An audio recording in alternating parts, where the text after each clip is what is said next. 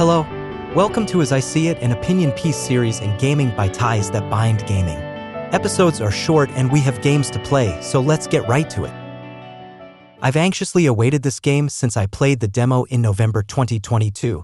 I'm a musician and I have a huge appreciation for all kinds of music. The music is what initially drew me in.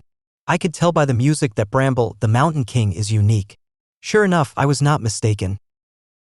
About Bramble, the Mountain King. Bramble, the Mountain King is a grim adventure game inspired by dark Nordic fables. Players control All, a young boy who sets out to rescue his kidnapped sister from mythological creatures. All must traverse a wondrous yet dangerous and twisted land, solving puzzles, jumping across platforms, and engaging in boss fights with frightening monsters. The game features stunning environments, unsettling creatures, and an intriguing narrative. The music. Bramble, the Mountain King is a tale based on Nordic fables. It's only natural that the music reflects Northern European influences where Nordic roots are based. All of the instruments sound virtual. However, they are produced well. I hear the string instruments and bagpipes from intense lows to melodic highs. The fluctuation of lows and highs creates the Nordic atmosphere. It's almost like a war drum or preparation for battle, but gentler. It's hard for me to explain from my mind, but you may understand what I'm talking about. The atmospheric tracks have a lot of highs in them. There are string instruments with ambience flowing underneath. Drums pound from time to time and give me the vibe of a beating heart at times. The vocals are amazing. I'm not familiar with Bjorn's work, but I plan to do some research. I'm very impressed with her vocals in Blomsterted, a song I was unfamiliar with until Bramble, the Mountain King, came along.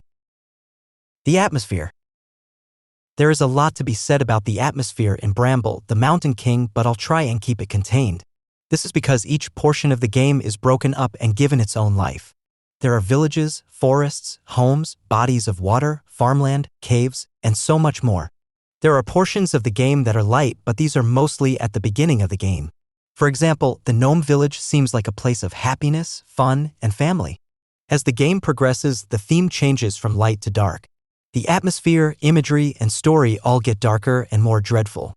By the end of the game, I felt like I had made my way to complete darkness. The horror. I did not expect so much horror. Sure, there are horror elements in the demo, but I had no idea what I was getting into. The game does such a great job of making it feel like a world full of love with a few obstacles in the way, just like a predator hunts its prey. I was gravely mistaken. This game is full of horror. I love horror, so this is right up my alley. What I love about Bramble's horror is that the stories that go with the horror are really good. It doesn't take too long to get some story, and I appreciate the approach. Every time more story revealed itself, I found myself very excited to learn the next piece. This game has great horror with great storytelling. Imperfect. I don't expect perfection, but I have to mention that I ran into quite a few bugs along the way. My game crashed several times, which is an issue I don't have that often.